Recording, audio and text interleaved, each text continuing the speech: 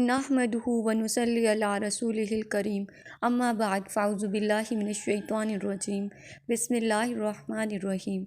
अस्सलामु अलैकुम my YouTube learners. आज हम अपने चैनल फ़हमुल इस्लाम पर इस्लाम के बुनियादी अक़ाइद में से एक और अहम अक़ीदा ईमान बिल ग़ैब के बारे में सीखेंगे।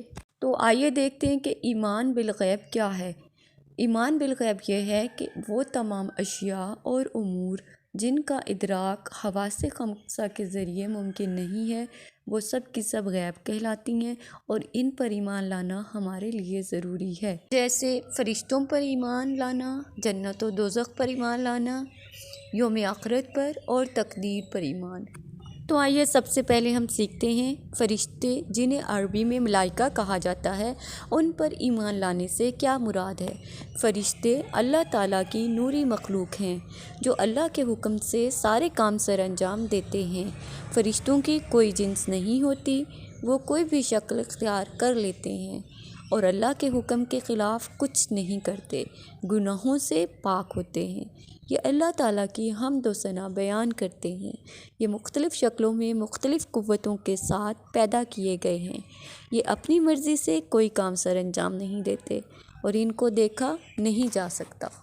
अब हम देखते हैं कि जन्नत और दोज़ख जो अल्लाह ताला की तख्लीक हैं, इनका ताल्लुक़ भी ईमान बिल ग़ैब से है, इनका ज़िक्र कुरान पाक की मुतअद्दिद आयात में मौजूद है। जन्नत वो जगह है जिसका वादा अल्लाह ताला ने नेकोकारों से किया है, जहाँ नेकोकारों को हमेशा हमेशा के लिए रखा जाएगा। इसी तरह से दोज़ख वो जगह है जहाँ बदकारों को हमेशा हमेशा के लिए रखा जाएगा। फिर ईमान बिल ग़ैब में एक और चीज़ शामिल है, वो है यौम आखिरत, फिर जज़ा वल क़दर। इसका ताल्लुक़ भी ईमान बिल ग़ैब से है। जज़ा वल क़दर से मुराद ये है कि हमें दिल में ये यकीन रखना है और ज़बान से इकरार करना है कि अल्लाह ताला ने हर चीज़ का अंदाज़ा लगाया हुआ है। इसे तकदीर भी कहते हैं। तकदीर पर ईमान यही है कि अल्लाह ताला के पास हर चीज़ का रिकॉर्ड मौजूद है, जो गुज़र गया और जो मुस्तक़बिल में पेश आने वाला है, अल्लाह ताला उसे खूब जानता है और दुनिया में वही होता है जो अल्लाह ताला चाहता है। ग़ैब पर ईमान लाना इस्लामी अक़ाइद का लाज़मी जुज़्व है। कुरान मजीद ने मुदल्लिल और साइंसी अंदाज में सैकड़ों उमूर समझा दिए जो कि ईमान बिल ग़ैब में शामिल हैं। उन पर भी मंतक़ के साथ ईमान लाया जाए। इसीलिए कुरान की आयात निशानियाँ हैं जो दरअसल अल ग़ैब पर ईमान रखने पर दलील फ़राहम करती हैं। ग़ैब को समझ लेने के बाद और ये जान लेने के बाद कि ईमान बिल ग़ैब में कौन कौन से उमूर शामिल हैं, अब हम कुरान पाक की आयात से सीखते हैं कि अल्लाह ताला हमें ईमान बिल ग़ैब के बारे में क्या हुक्म फरमाते हैं। तो इस सिलसिले में हम सीखते हैं सूरह अल बकरा की आयत नंबर 3 से, जिसमें अल्लाह ताला ने इरशाद फरमाया, जो लोग ग़ैब पर ईमान लाते हैं और नमाज को कायम रखते हैं और हमारे दिए हुए माल में से खर्च करते हैं।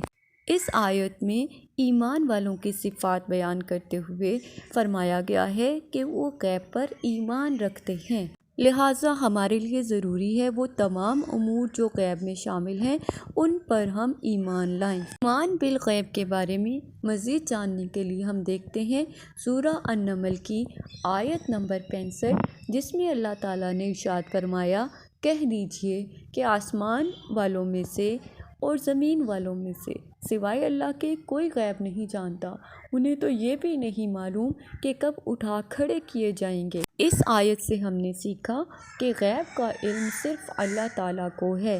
ईमान बिल ग़ैब के बारे में मज़ीद सीखते हैं सूरह अल अनाम की आयत नंबर 59 से, जिसमें अल्लाह ताला ने इरशाद फरमाया, और अल्लाह ताला ही के पास हैं ग़ैब की कुंजियाँ, उनको कोई नहीं जानता बजुज़ अल्लाह ताला के, और वो तमाम चीज़ों को जानता है जो कुछ खुशकी में है और जो कुछ दरियाओं में है, और कोई पत्ता नहीं गिरता मगर वो उसको भी जानता है, और कोई दाना ज़मीन के तारीक हिस्सों में नहीं पड़ता, और ना कोई तर और ना कोई खुश्क चीज़ गिरती है, मगर ये सब किताब मुबीन में है। तमाम आयात की रोशनी में हमने सीखा کہ غیب پر ایمان لانا ایک مومن کے ایمان کا لازمی جزو ہے۔ اللہ تعالیٰ سے دعا ہے کہ وہ ہمیں غیب پر ایمان رکھنے کی توفیق عطا فرمائے اور ہمیں تمام گناہوں سے بچنے کی توفیق عطا فرمائے، آمین۔ وما علینا الا البلاغ المبین۔